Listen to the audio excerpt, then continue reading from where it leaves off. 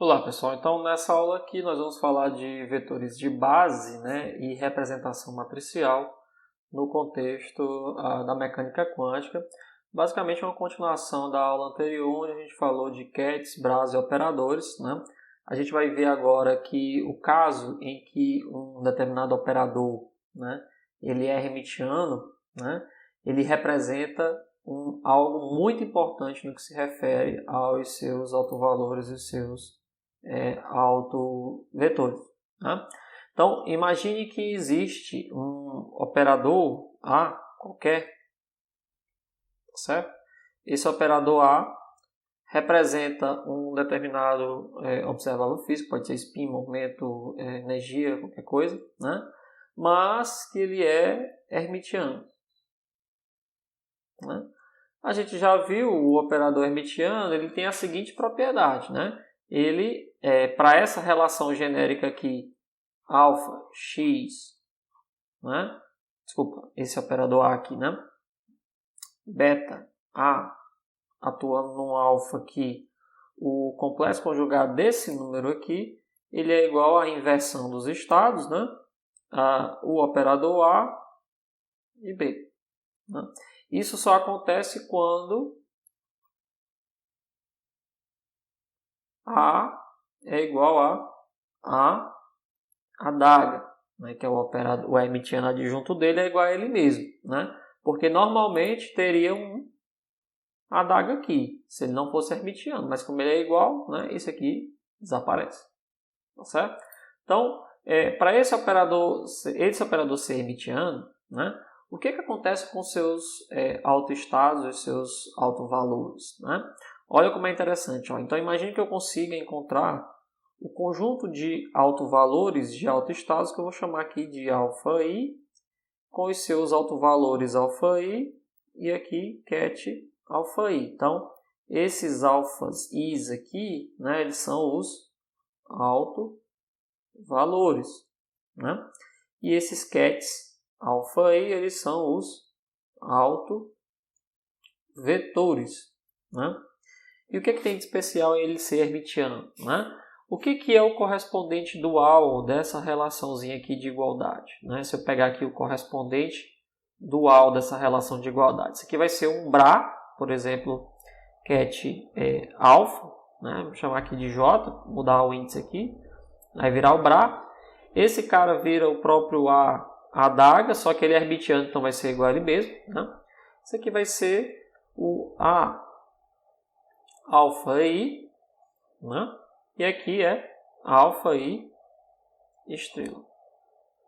Bom, alfa-j, desculpa aqui, estou invertendo o índice. Tá bom?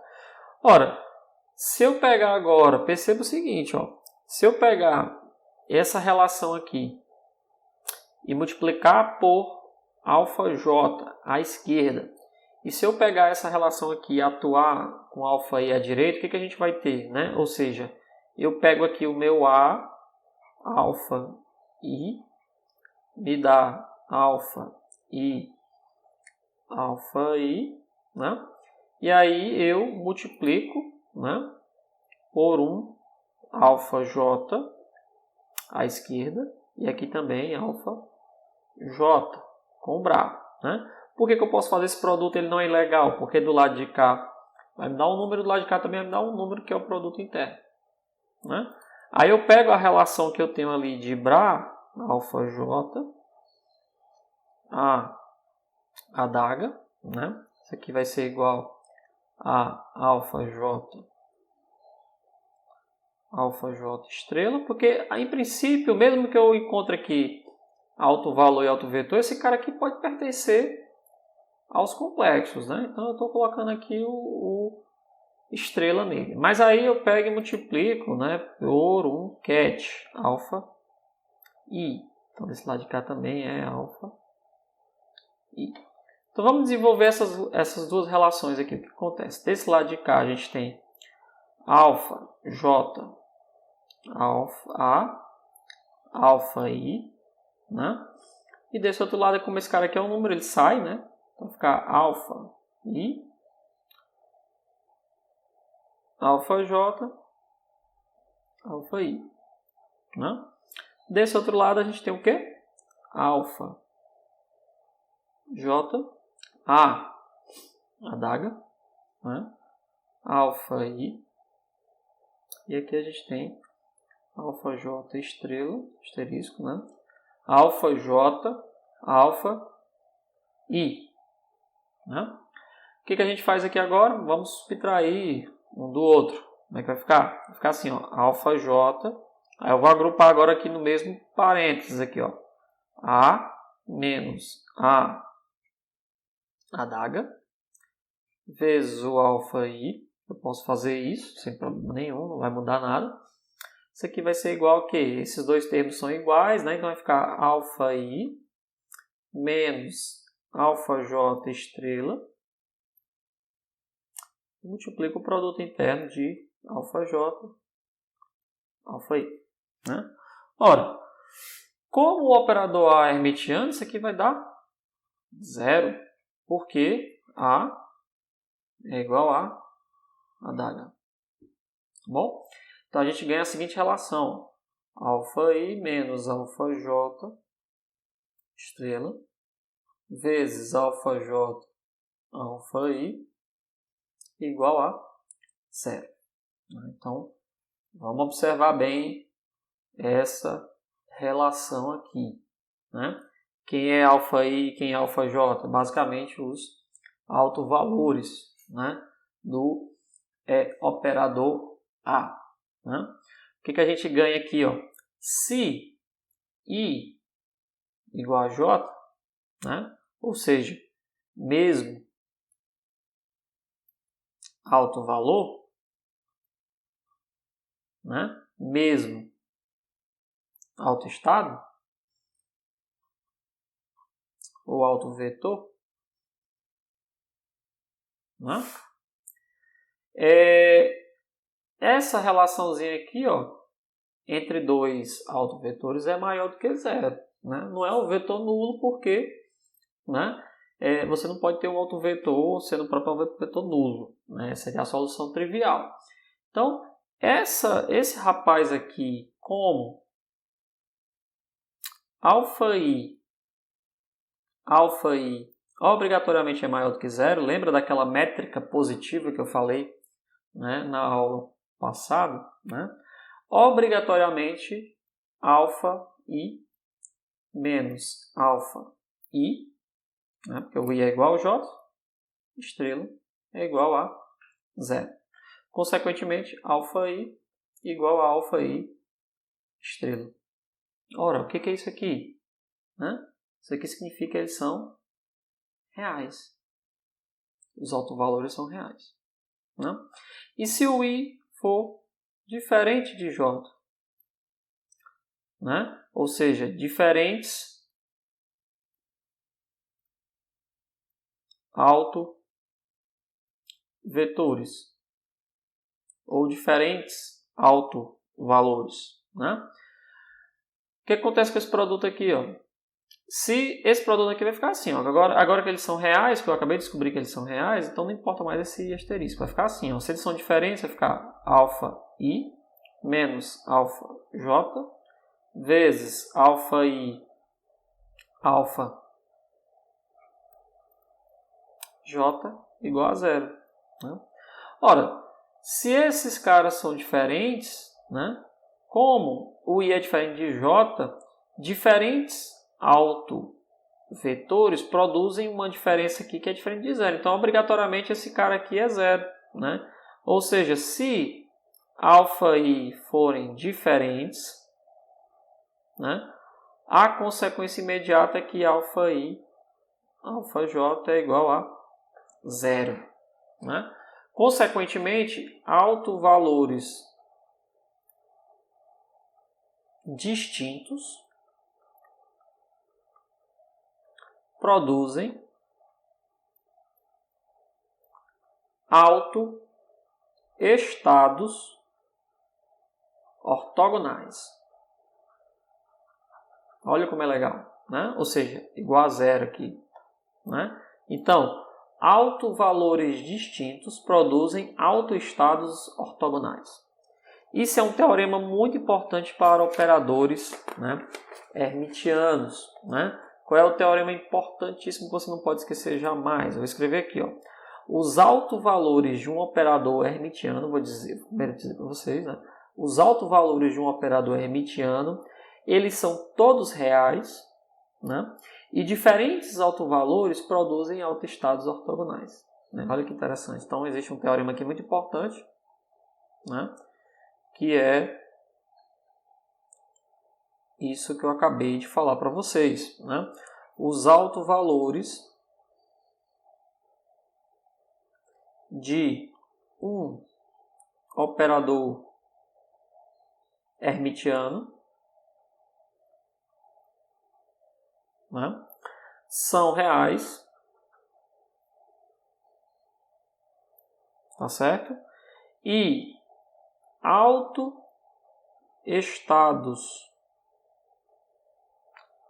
correspondentes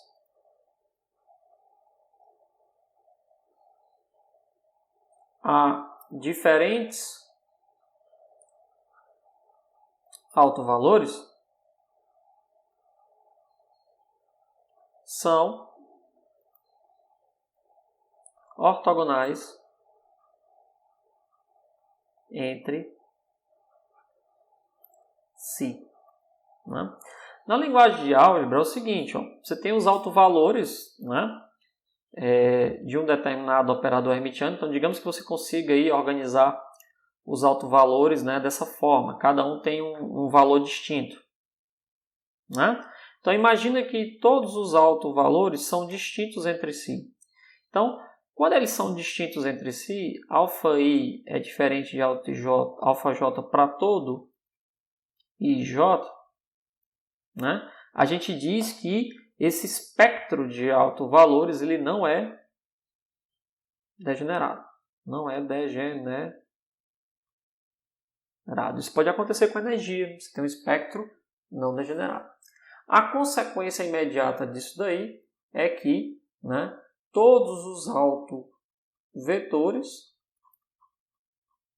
são ortogonais. E para que eu quero autovetores ortogonais? A gente vai já ver aqui como é importantíssimo que esses autovetores sejam ortogonais, né? Por outro lado, se você tiver um espectro de autovalores, né, onde um dos autovalores tem uma certa duplicidade, né, então digamos que você tem aqui o α1 diferente do α2, mas o α3 é igual ao α4, né, mas é diferente de α5, o que acontece é que esse espectro aqui, né, por exemplo, α3 igual ao α5, né, alto valor idêntico, né, esse espectro aqui ele é degenerado, né? Isso significa que nem todos os autovalores, nem todos os autovetores, né, autovetores correspondentes ao α3 e α4 não são ortogonais entre si. Deu para entender o teorema aí? Né? Ou seja, quando você tiver um espectro de autovalores totalmente degenerado, isso significa que todos os autovetores são diferentes entre si, então todos os autovalores, né, são diferentes entre si, então todos os autovetores são ortogonais. Agora, se você tiver, por exemplo, o único caso aqui onde esse cara aqui é igual, né, esse autovalor aqui é igual ao outro, o que acontece? Quando você encontra os autovalores, pode ser que existam, né, autovalores duplicados, né? Mesmo que os autoestados sejam diferentes, você pode ter autovalores duplicados. Isso é comum. Isso se chama degenerescência, né? Degenerescência acontece quando você tem autovalor duplicado, mas autovetor diferente, né? Ou seja, tem dois autovetores diferentes no seu operador, mas o autovalor ele é idêntico. Acontece, né? Acontece, tá bom? Mas aí qual é a consequência disso? Esses dois autoestados que são diferentes entre si, eles não são ortogonais, tá bom? Eles não são ortogonais. Tudo bem? Então, Basicamente, o teorema diz que os autovalores de um operador hermitiano são reais, o que faz com que ele seja um fortíssimo candidato a ser observável físico, porque uma característica de um observável físico é que você possa medir esse observável físico, e você não mede o número complexo, você mede o número real. Então, a consequência disso é que ele é um fortíssimo candidato a ser um observável físico, é um operador, né, hermitiano. Tá certo? E no momento em que ele é hermitiano, os seus autovalores são reais, né? Consequentemente, os seus autovetores podem ser ortogonais, desde que o espectro de autovalores seja não degenerado. Bom? Seja não degenerado. Tudo bem? E por que é importante ter um conjunto de autovetores ortogonais? Ora, se você tem um conjunto de autovetores ortogonais entre si, e a gente já viu que eu posso expandir um estado quântico em termos desses estados, né? O fato deles serem ortogonais, né? Se for, por exemplo, ortonormais, né? Eles podem ser uma base. Então aqui eu estou dizendo que a delta de Kronecker, né? Significa que ele é um conjunto ortonormal. Tá bom? E ele pode ser agora o que a gente conhece como base. Né? Se ele é base, eu posso dizer agora que qualquer estado quântico psi pode ser escrito, né, como combinação linear aí, tá bom? Vou chamar aqui de uma coeficiente CY, né, em termos desses autoestados do operador A. Né? Olha como é interessante. Então, a gente pode, né, expandir qualquer estado em termos dessa base. Assim como a gente faz com os vetores lá no R3, que a gente expande isso na base canônica. Né? Agora que você tem um conjunto ortonormal, né, como é que fica esses coeficientes aqui? Será que a gente consegue calcular? Né? Consegue. Ó. Perceba que psi, sendo uma combinação linear CI, Y de alfa I, né, eu posso pegar e multiplicar aqui à esquerda, por exemplo, por alfa j, fazer um produto interno com o ket psi. Aqui a gente vai ter alfa ci, que é um número complexo, multiplicado por alfa j, alfa i. Né? Mas isso aqui é a delta de Kronecker. Né? Então a gente vai ter o quê? Somatório ci, y, delta de Kronecker ij. Né? Essa somatória aqui, como a delta é 1 ou é 0, né? Ela vai ser 0 para todo i diferente de j, né? E vai ser 1 quando o i for igual a j. O que a gente vai ter? Que alfa j ket y psi, né? Vai ser cj y. Com isso, os nossos coeficientes, que a gente não sabia quanto é que eles eram, é simplesmente alfa j psi. Né? Então a gente encontra aqui o coeficiente da expansão é basicamente um produto interno, né, entre o Bra, né, da base, né, e o próprio ket psi. Né? Consequentemente, o nosso psi ele é reescrito como somatório I. Né? O coeficiente eu vou substituir por esse rapaz aqui. Então vai ser assim, ó, alfa j psi. Né? Isso aqui é um número. Isso aqui é um número, não é um vetor. Multiplicado pelos vetores de base alfa e i. Né? Aqui é um i também, né? Porque senão não fica somatório em i. Esse cara aqui é i. Chamei de j só para mudar o índice. Né? Alfa i. Tudo bem? Então eu posso fazer esse tipo aí de expansão. Se você observar bem, né, é análogo ao que a gente tem lá no R3. Né? Por quê? Porque no R3 a gente tem assim, o vetor A, ele é uma somatória, né, por exemplo, de até 3, né, que só tem 3 componentes, de uma componente AI vezes um vetor unitário aqui na direção que é a XYZ. Né? Para eu calcular essa componente aqui, o que é que você faz? Você multiplica pelo produto interno, J, A, produto escalar. Consequentemente, aqui vai ficar de 1 até 3. Aí, a mesma coisa. EJ é I. Né? Isso aqui vai ser a delta de Kronecker também. Consequentemente, a nossa componente ela pode ser encontrada pelo produto escalar entre o vetor de base J e o próprio vetor. Né? Aqui é vetor. Coloquei aqui operador, mas é um vetor. Tá certo? Então, é semelhante. Ó, a componente no R3, né? Que é o espaço euclidiano normal, natural, que a gente trabalha. Isso aqui vai ser uma somatória de I igual a 1 até 3. Essa componente vai ser o produto escalar do I do vetor de base com o vetor A vezes o I. Né? Perceba que isso que a gente escreve aqui em cima é análogo, né, ao que está escrito no R3. Bom, situação bem análoga. Então não tem nada de tão novo assim. Né? Agora, a gente pode fazer o seguinte, ó. Olha só como é interessante. Essa relação que eu acabei de encontrar aqui, a expansão, né? Observe que pela expansão do psi, a gente tem o seguinte. Somatório em I, eu vou reescrever aqui, né? Alfa e ket psi, né? Que multiplica os kets alfa I. Né?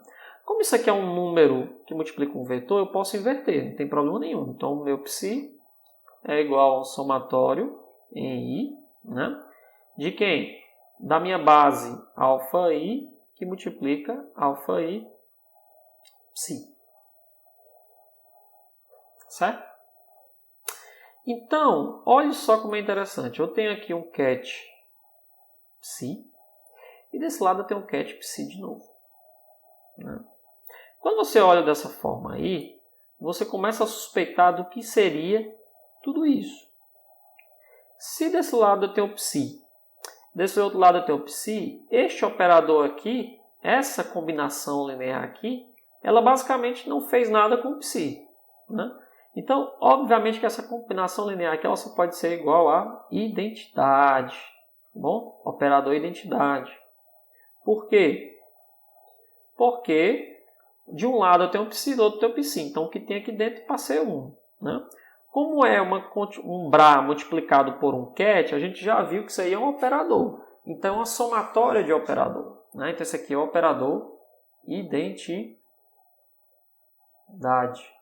Tá certo? Então, consequentemente, ó, a gente chega à conclusão de que o somatório em I dessas bases que eu acabei de encontrar vindo do meu relação de alto valor e alto vetor, o somatório disso daqui é igual a identidade. Né? Olha como é interessante essa análise aí. Né? Essa relação aqui, né, é chamado de relação de completeza. Né? É uma condição que mostra que a base é completa, né? Que ela pode ser escrita, né? Ela pode descrever qualquer estado ket, né, do seu espaço vetorial. Né? Quando a somatória das bases do ket do Bra, né, dá igual a identidade, significa que a sua base ela é completa. Né? E aí a gente vem com a ideia, né, que isso aqui, né, pode ser usado também para encontrar a seguinte brincadeira. Ó. Perceba que existe uma somatória aqui, em I, e existe um operador aqui que eu vou chamar de lambda maiúsculo, né? I, que é igual a identidade. Quem é esse lambda maiúsculo? Lambda maiúsculo aqui, esse aqui é um lambda, a letra lambda, né? Grega. É igual ao ket, o ket, né? Multiplicado por um Bra. Né? Isso aqui é um operador. Um operador estranho que a gente ainda não sabe bem, né, para que serve. Mas não é difícil de identificar. Quando esse operador ele atua em um estado quântico gama qualquer, o que ele faz? Né? Olhe bem, ele vai ser αi, que multiplica αi na forma de Bra. Quando eu pego e introduzo ele no produto interno com o gama, né? Qual é o resultado disso daqui? Né? Olha, um operador atuando num cat me dá um cat. Esse aqui é um cat. Esse aqui é um cat. Ele muda o cat resultante. Isso aqui é um número. Né? Então, o resultado da atuação desse operador, da relação de completeza, né? Também é chamado de relação de fechamento, né? Ou fechamento da base. É outro nome usado, né? Então, esse operador que vem da relação de completeza, né? Ele, de certa forma, projeta o cat gama para um cat alfa, né? E te dá um número que vai ser justamente a projeção, né? Numa linguagem mais fácil de você entender, lembra que lá no espaço vetorial tradicional a gente tem um vetor A qualquer, né? E aí você tem um vetor de base, digamos um EI. Ora, quando você quer calcular aqui a componente desse vetor sobre, né, o vetor EI, o que é que você faz quando você quer calcular o tamanho desse cara aqui? Né? Ou melhor, quando você quer calcular a projeção desse vetor sobre esse vetor de base aqui, que é esse tamanho aqui, o que é que você faz? Né? Lá no espaço vetorial, o produto interno do A com o EI, isso aqui vai ser o quê? Vai ser o módulo de A, né? Cosseno do ângulo entre eles. Né? Digamos que esse ângulo aqui é esse rapaz aqui. Né? Isso aqui vai ser a componente, né, do A na direção do EI. É um número. Certo? Então, ó, perceba que quando eu pego agora esse número e multiplico, eu pego esse rapaz aqui agora, que é o produto, né, escalar desse cara com esse cara na direção do próprio vetor, eu já tenho agora um vetor, eu tenho uma componente, né, só que na direção do vetor unitário. Né? Isso aqui é chamado de vetor projeção. Tá bom? É a projeção, é como se fosse esse outro vetor aqui, ó, que eu construo a partir da projeção, tá certo? Do A sobre o meu vetor de base. Isso aqui é lá no R3. Né? Olha para essa relação aqui. Ó. Eu tenho um número que é um produto interno do gama com o alfa. Né? Tá aqui, ó, análogo, na direção do alfa. Então, quem é esse cara aqui? É uma projeção. Né? Daí, esse operador aqui, gama, chamado desse cat com esse bra, isso aqui é chamado de operador projeção. Né? Porque ele, de certa forma, ele te dá o quanto que existe do estado, no caso aqui, gama, dentro de um vetor da base desse. Né? Ele projeta um estado qualquer em cima do vetor da base. É o que a gente faz lá no R3 também. Né? E é feito mediante, né, produto interno. Tá bom? Então isso aí é chamado de operador projeção. Né? Ele, de certa forma, seleciona uma parcela do estado quântico, né, na direção do vetor da base. A gente vai ver que lá na frente vai ter uma utilidade enorme isso daí, quando for falar de fato de medida, de observável, né, e as relações de certeza, né, na mecânica quântica. Tá bom? Mas antes disso tem outra coisa importantíssima sobre esse rapaz aqui, ó, que é a seguinte, né? Se podemos escrever, né, um estado quântico qualquer, psi, vamos botar um psi de novo aqui, certo? Em que esse psi ele é um somatório, né, dos vetores aqui projeção junto com o cat psi. Tá bom? O que acontece se eu pegar agora aqui o BRA? O BRA, eu vou colocar aqui um símbolo diferente, J, né? Mas basicamente quem é o BRA desse rapaz aqui? Né? Como ele é um produto, perceba que isso aqui é um número. Né? Então para eu inverter isso aqui vai ser psi, alfa i, né? Que é a inversão desse cara aqui, que é o BRA. Né? E esse cara aqui é o BRA. Então a forma invertida te dá isso daqui. Só que aqui é J, né? Eu estou usando J, J. Né? Se esse cara for normalizado, né? Então se o psi for igual a 1, né? Normalizado, o que a gente tem aqui? Né? Vamos lá. Psi com o psi, né? Vai ser a junção desse rapaz aqui. Né? Isso aqui é o coeficiente, então isso aqui é alfa i vezes o coeficiente de psi na direção i. Eu já mostrei isso aqui. Né? E isso aqui é um somatório do BRA, o coeficiente agora também na direção do psi, só que complexo conjugado. Né? Se esse cara for normalizado, o que vai acontecer? Ó? Vamos ver aqui, ó, junto os dois. Somatório duplo, I, J, né? C, aqui é J, né? CJ, vou tirar esse psi aqui, CJ asterisco, né? CI, né? Aí vem BRA, J, alfa, I. Né?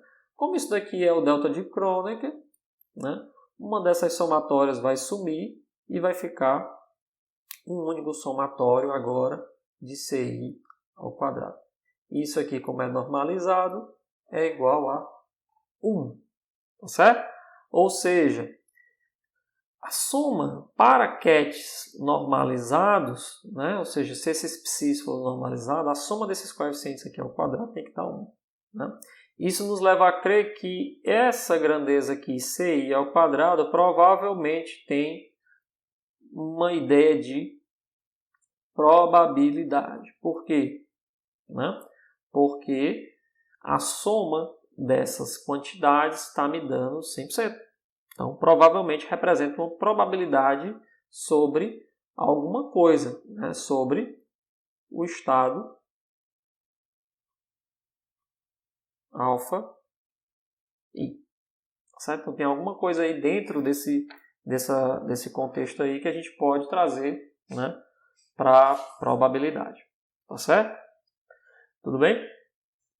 Bom, agora, o que acontece? Né? Vamos agora para a parte de operadores. O que tem a ver essa base? Né? O que a gente pode tirar para os operadores? Né? Para os operadores tem algo importantíssimo, né? Que é o seguinte. Ó, um operador X qualquer, né, você pode vê-lo da seguinte forma. Você pode dizer que isso aqui é a identidade. Vamos fazer um truque aqui. Ó. É a identidade vezes o operador vezes a identidade. Não muda nada, porque só tem identidade. Só que agora a gente sabe que pela relação de fechamento, ou relação de completeza da base, né, a identidade ela pode ser escrita dessa forma, na soma de projetores. Né? Ora, se é a soma de projetores, eu vou encontrar aqui o meu x. Né? Ele é equivalente a uma soma aqui de projetores, que eu vou chamar de i. Né? Aqui a gente tem i. Aí vem com o operador x aqui. E do outro lado também agora j. Então a gente tem a identidade aqui, alfa j. Né? Então x vai ser o quê? Um somatório aqui de i e j, alfa i, né? Alfa i, x, alfa j, vezes a base aqui, alfa j. Né? Aí olha como é interessante, ó. A gente já viu que esse produto aqui, ele é um número. Né? E ele é um número assim, né? Ó, perceba que ele pode ter, eu vou chamar aqui de x e j, vai ser igual a alfa e x ou j. Né? Na verdade, isso aqui é que a gente pode relacionar a um elemento de matriz, porque ele tem linha, né? E ele tem coluna, né? O número de termos que tem nessa somatória aqui é n quadrado. Então, com certeza vai ser uma matriz, né? E a gente pode dizer que isso aqui é a representação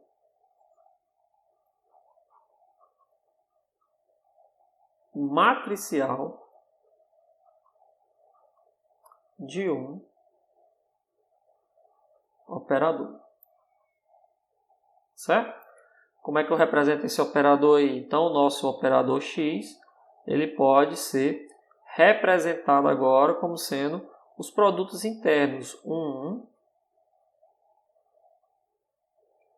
né? Aí vem alfa 2, x, alfa 1 e assim vai. Da mesma forma, né? Na direção da linha aqui vai ficar A1, 2, alfa 2, né? Aqui vai ser alfa 2, x, alfa 2 e assim sucessivamente. Né? Ou seja, eu consigo fazer a representação matricial desse operador usando como base o nosso alfa i, né? Através da relação de completeza. Né? Da mesma forma, né? Olha como é interessante agora. Se vale sempre a seguinte relação, né? Para qualquer operador, né? Se vale que alfa, x, beta, asterisco, né? É igual a beta, x, adaga, alfa, né? Se vale para qualquer operador, o que acontece com os elementos de matriz aqui? Ó? Vamos lá. Alfa i, x, né? Que é um operador, alfa j, asterisco, né? Igual a alfa j. Observe bem que aqui houve uma troca, né? O que era linha passa a ser coluna. Então aqui vai ficar x adaga, alfa i, né? O que acontece quando o operador é hermitiano? Né? Então, mas quando x é igual a x adaga, né? Ou seja, um operador hermitiano, né? Uma consequência disso é que o nosso x e j estrela é igual a x, j, i. Tá certo? Porque o operador ele passa a ser, né, hermitiano. Né? Consequentemente, né, a matriz, quando você inverte coluna, passa a se chamar linha e linha passa a ser coluna, você está dizendo que é a transposta, né, a matriz transposta, só que conjugada. Tá certo? Então, quando a gente está falando de matriz, um operador hermitiano,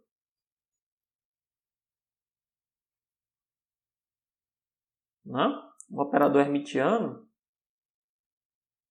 ele vai ser equivalente na representação matricial a uma matriz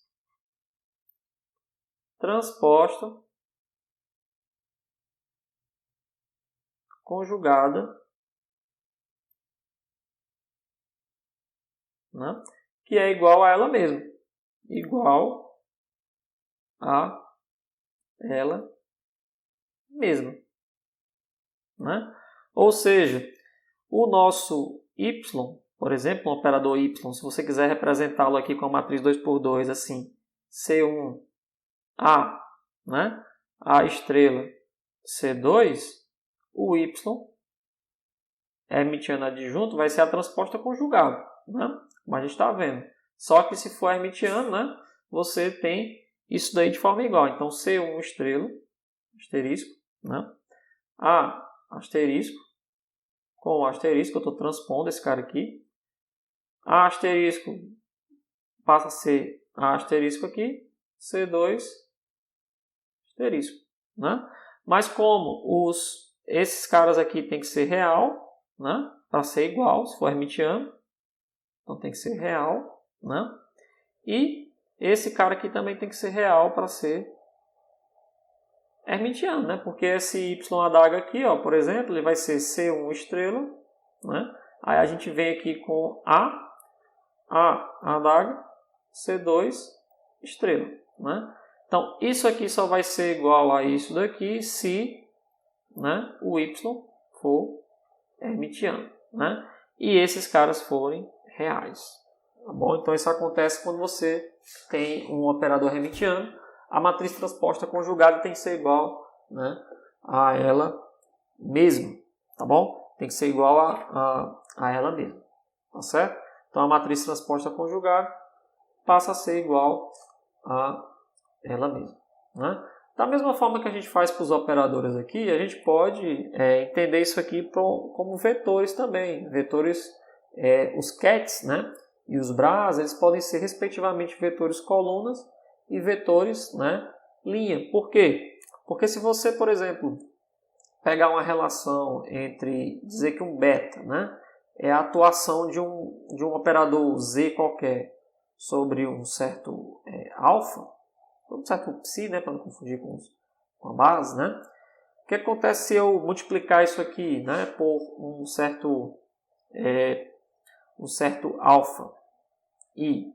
Isso aqui vai ficar assim, ó, beta i igual a alfa i, né, z psi, tá bom?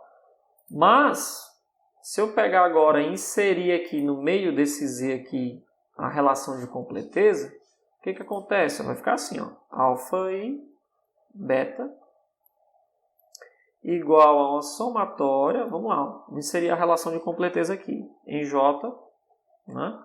Aí, alfa i z alfa j, olha só o elemento de matriz aqui do operador z, né? Alfa j psi.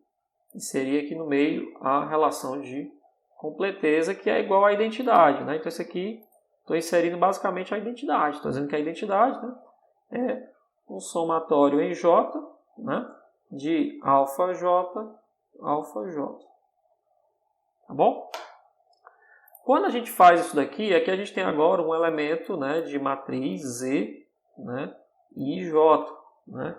Basicamente é o seguinte, que você está dizendo é que o beta ele é um vetor coluna, que é representado por alfa 1 beta, que é um número, alfa 2 beta, né?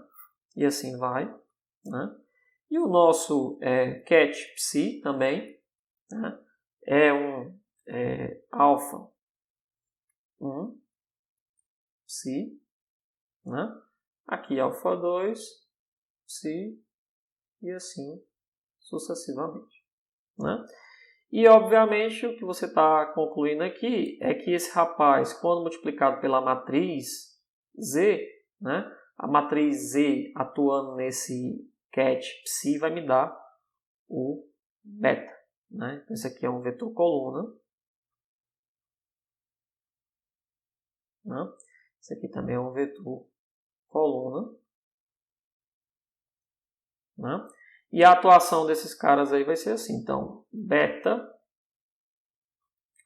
como resultado do operador Z atuando no psi, né? Na linguagem matricial vai ser assim, ó. Beta, alfa 1 com B, né?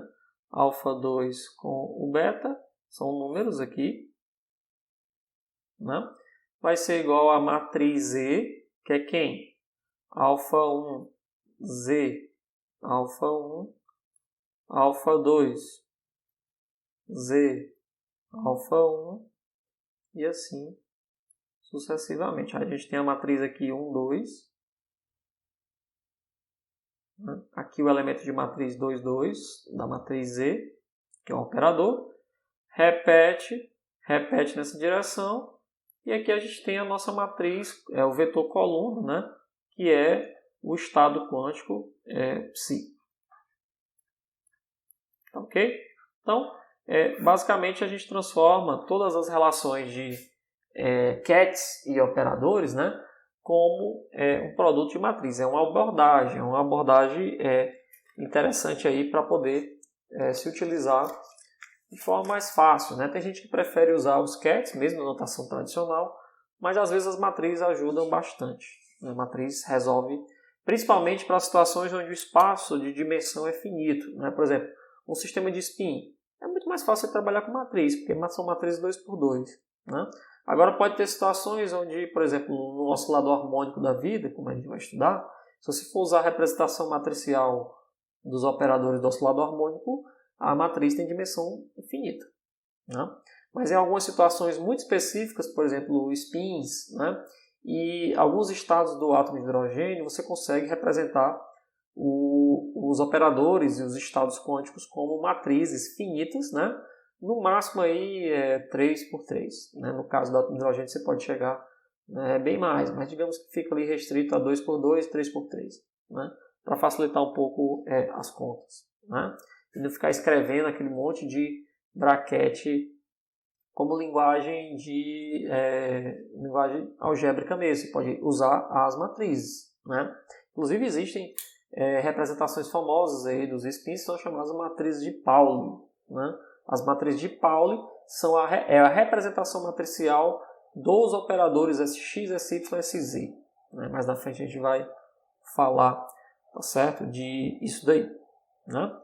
Então, uma outra coisa interessante aqui que a gente pode ver, né, é que pro Bra, né, quando você fala de Bra aqui agora, né, a relação de braquete, né, digamos assim, o Bra, né, vai ser o quê?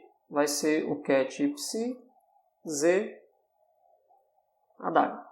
Né? Como é que você inverte isso aqui? Né? O beta, né, vai ser um vetor agora, no lugar de ser coluna, vai ser um vetor linha. Né? Isso aqui passa a ser o vetor linha.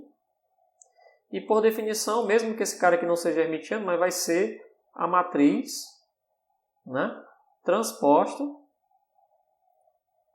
conjugada. Bom, então a matriz transposta conjugada desse rapaz aqui. Né? Agora, para finalizar, né, de fato, a gente pode se perguntar, né, qual é a representação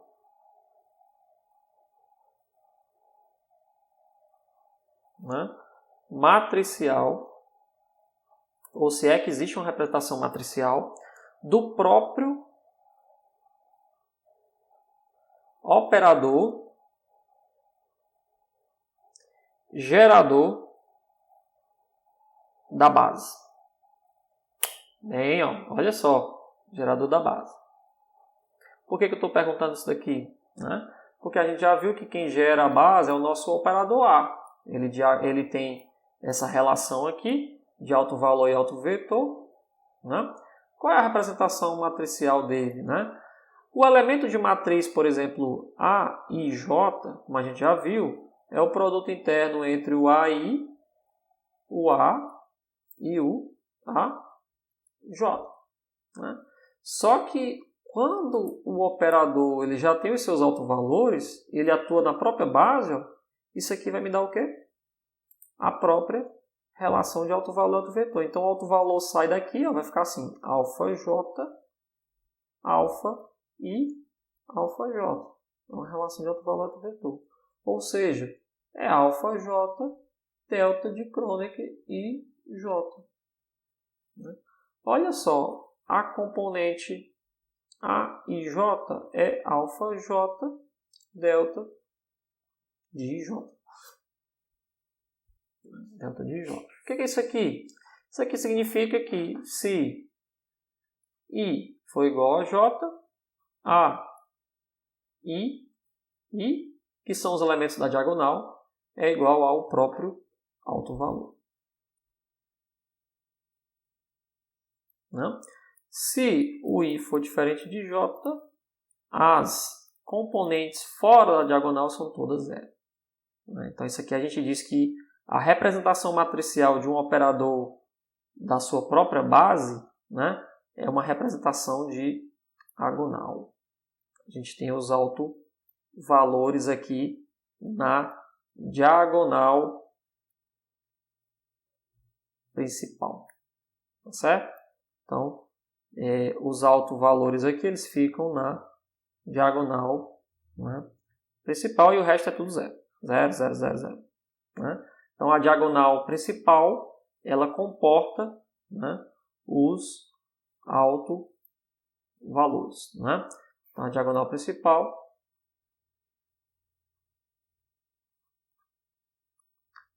você enumera aí os autovalores daquele operador. Isso só vale quando o operador é o próprio gerador da base. Né? A gente diz que ele é diagonalizado, né? Ele já está diagonalizado. Então, esse cara aqui, esse tipo de processo aqui, é um processo de diagonalização de um operador, porque você diagonaliza, né, a sua representação matricial, onde só na diagonal principal, né, tem aí os autovalores. Certo? Tudo bem? Para finalizar, de fato, agora a gente vai olhar de uma outra forma para essa relaçãozinha aqui. Ó. Porque se isso aqui é a delta, né, quem é de fato o operador? Né? Como é que a gente pode olhar o operador? Olha só como é interessante. Ó. Se eu colocar agora aqui a identidade de um lado e do outro, a relação de completeza desse cara aqui, como é que fica? Fica assim, ó. Somatório, vai ficar duplo aqui, como a gente já fez, né? Vai ficar um BRA-I, por exemplo, um cat-I, BRA-I, A, aí alfa-J, BRA, alfa-J. Né? Só que isso aqui é o elemento de matriz que a gente já viu que é quanto? Delta. A gente já calculou. É a componente AIJ, né? Vezes que é a componente AIJ, que é delta, é o alto valor, né? Alfa I, delta de IJ, que é diagonal. Quando eu usar delta aqui, numa dessas somatórias, desaparece uma das somatórias, né? Deixa eu aumentar mais uma página aqui. Desaparece uma das somatórias, fica só uma única somatória, alfa I, o alto valor alfa I com esse cara aqui. O que é isso aqui? Não é uma relação de completeza, mas é o produto do alto valor, né, juntamente desse operador aqui, ó, que é nada mais, nada menos do que o projetor, aqui é I, né? Quando o delta foi embora, aqui se transformou em I. Né? Então, ó, todo operador, quando ele é já escrito na sua forma diagonal, né, você pode dizer que ele é um somatório dos seus autovalores juntamente com o projetor. Então, é uma soma dos autovalores, né, com os projetores. Essa relação aqui é importantíssima e a gente vai usar bastante quando for falar, né, de sistemas de spin. Certo? Então, tudo isso que a gente precisava saber sobre representação matricial e base, né? E a partir da próxima aula já a gente vai fazer algumas considerações sobre os sistemas de spin. Eu vou aplicar alguma coisa para o sistema de spin, né? E a gente vai entrar numa ideia, né, de aplicações dos sistemas de spin, a fim de construir, de fato, formalmente agora, com toda essa representação matricial, a gente vai construir os estados de spin, né?